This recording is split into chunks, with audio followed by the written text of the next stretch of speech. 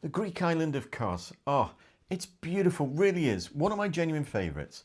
Incredible beaches, history and the food, absolutely fantastic. But you know what? There are 4 very popular things that can really spoil your holiday. So I'm showing exactly what they are and how you can avoid them. And as always, drop your questions in the comments and I'll jump in. Right, let's begin with what I call the party boat roulette. One of the top things to do on Kos is taking what's known as a 3-island cruise. And this is to the islands of Pserimos, Kalymnos and Plati.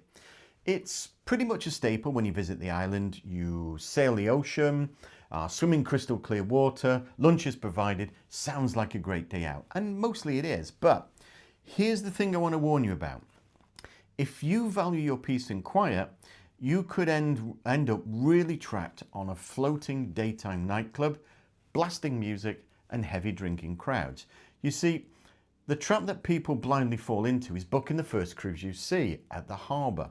Many of these big multi-deck ships and pirate-themed boats are really explicitly aimed at a younger party crowd, shall we say. If that's your vibe, brilliant. But if it's not, you're going to spend 8 hours regretting it. So what's the solution? Excuse me, I got a bit of a dry throat today. The solution is this: head down to Kos Town Harbour, say 6 in the evening. All the boats have all come in and docked, and then take a look for yourself. Steer clear of the massive party ships, the pirate themed ones. Look for instead the smaller, the quieter family boats like Christina or Eva Boat Tours.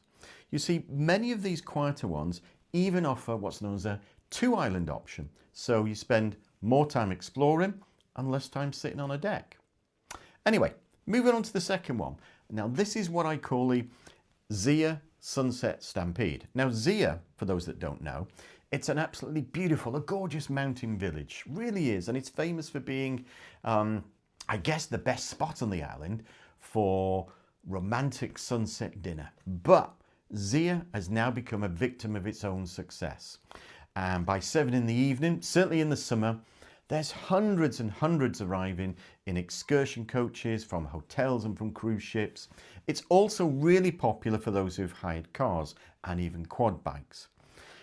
Now the trap here, people don't realise, is booking one of those standard Zia by night excursions, or even driving there just on the whim of it in the hire car.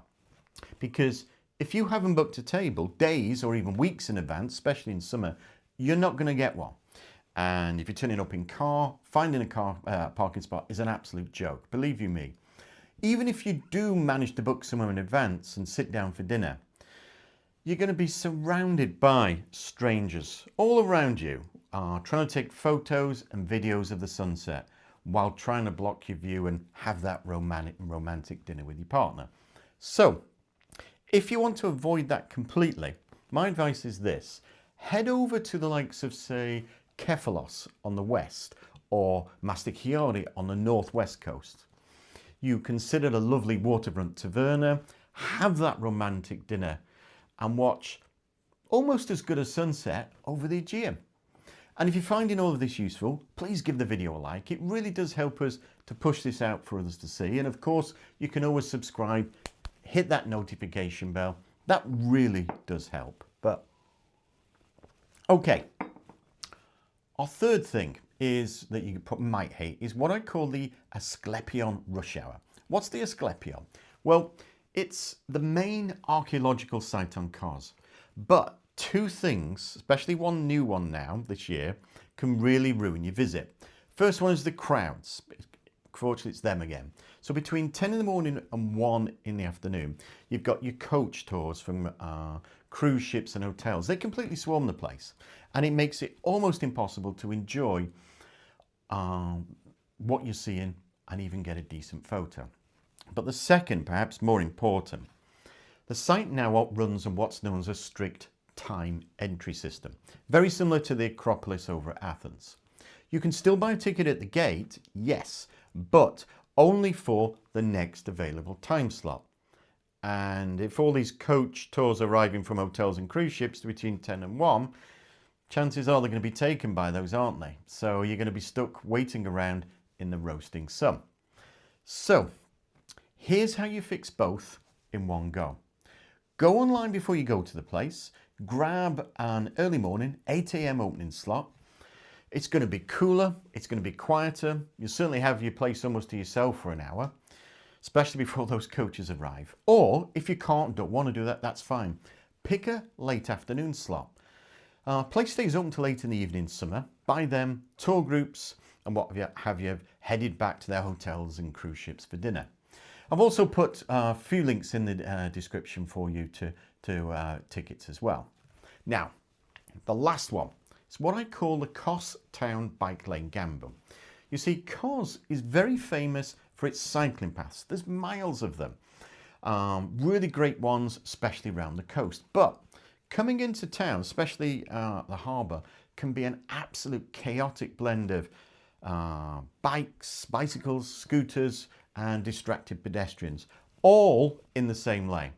And quite often, it is a recipe for collision and genuinely ending up in hospital. I've seen it.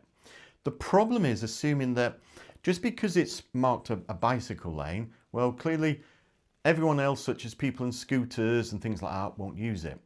Well, unfortunately, that's not the case. Locals, especially locals and tourists, treat those bike lanes just like regular walking paths. And I have lost count of the number of times I've seen them. The bikes, the scooters, pedestrians collide with each other, especially very late in the evening when everyone perhaps has had one or two to drink. So what do? Well, if you're going to be hiring a bicycle there, use your bell. Okay, it might sound a bit strange, but use it constantly. That way you simply let people know in front of you you're coming. More importantly, choose your cycling times wisely. Head out into the early morning or the late evening when the foot traffic is going to be far less. And if you're walking around the harbour, quite simply to avoid getting run over on the cycling path is don't walk on the cycle paths. Anyway, there you have it. Look, I know I've pointed out what may be a few negatives today, but they're all positives. I only share these things because I want you to have the absolute best trip that you can to Kos, to the island. And now that you know there's 4 traps, how to avoid them, well, you're going to save time, you're going to save stress, and maybe even a trip to the hospital. So there you have it. Thanks so much indeed for watching to the end. I really appreciate it.